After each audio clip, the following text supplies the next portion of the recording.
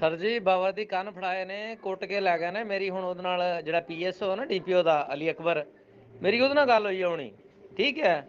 ਉਹਨੂੰ ਤਸ਼ੱਦਦ ਕਰਨ ਤੋਂ ਬਾਅਦ ਉਹਨੂੰ ਹਾਫ ਨੰਗੇ ਕਰਕੇ ਉਹਨੂੰ ਟੋਰ ਕੇ ਲੈ ਕੇ ਗਏ ਨੇ ਚੌਕਾਂ 'ਚ, ਕੰਨ ਫੜਾ ਫੜਾ ਕੇ ਫਿਰ ਉਹਨੂੰ ਡੀਐਸਕਿਊ ਜਾ ਕੇ ਦਾਖਲ ਕਰਾਇਆ ਨੇ। ਯਾਰ ਇਹ ਤੇ ਜ਼ਿਆਦਤੀ ਯਾਰ। ਆਈਜੀ ਕਿੱਥੇ ਆ? ਉਦਾਂ ਲੜਵਾ ਲੈਣ ਸਾਨੂੰ ਇਹਦੇ ਨਾਲ, ਅਸੀਂ ਦੇਖ ਲੈਣੇ ਕਿੱਡੀ ਕਿ ਇੱਕ ਉਸ ਦੇ ਮਾਲਕ ਨੇ ਫੌਜੀ ਜ਼ਬਾਨ। ਜ਼ਿਆਦਤੀ ਹੈ, ਜ਼ਿਆਦਤੀ ਨੂੰ ਜ਼ਿਆਦਤੀ ਕੰਸੀਡਰ ਕਰਨਾ। ਇਹਦਾ ਕੋਈ ਐਸਐਸਜੀ ਦਾ ਬੰਦਾ ਹੈ, ਉੱਥੇ ਵਾਰਦਾਤਾਂ ਕਰਦਾ ਹੈ। ਪਰਸੋਂ ਕੋਈ ਦੌਰਾਨੇ ਵਾਰਦਾਤ ਫੜਿਆ ਗਿਆ, ਉਹਦਾ ਕੋਈ ਭਰਾ ਸੀ ਨਾਲ, ਠੀਕ ਹੈ। ਉਹ ਪਰਚਿਆਂ ਦਾ ਰੌਲਾ ਬਣਿਆ ਸਾਰਾ। ਹੈ ਤਾਂ ਜ਼ਿਆਦਤੀ ਨਾ ਯਾਰ।